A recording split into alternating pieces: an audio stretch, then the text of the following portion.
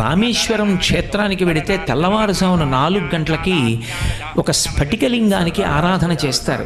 ఆ సూర్యోదయ పూర్వం దీపం వెలిగిస్తారు. అది విద్యుత్ దీపం వేసేస్తే స్ఫటికలింగ వైభవం ప్రకాశించదు.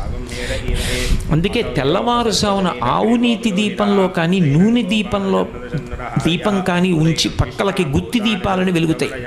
అవి వెలుగుతున్నప్పుడు అసలు స్ఫటికలింగ వైభవం చూడాలి.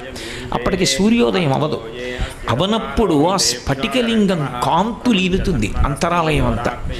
అప్పుడు రామేశ్వరంలో ఏం చేస్తారంటే ఓ ఎర్రటి పువ్వు దాని ముందుకి ఇలా తీసుకొచ్చి ఉంచుతారు కింద నుంచి. శివలింగం అంతా ఎర్రగా అయిపోతుంది. ఆ పువ్వు తీసేస్తారు.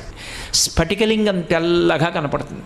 అర్చకులు పక్కకెళ్ళి నిలబడతారు. తెల్లటి లింగం చూశాక మళ్ళీ ఒక పసుపచ్చటి పువ్వు తీసుకొచ్చి శివలింగం దగ్గర ఉంచుతారు. శివలింగం అంతా పచ్చగా అయిపోతుంది.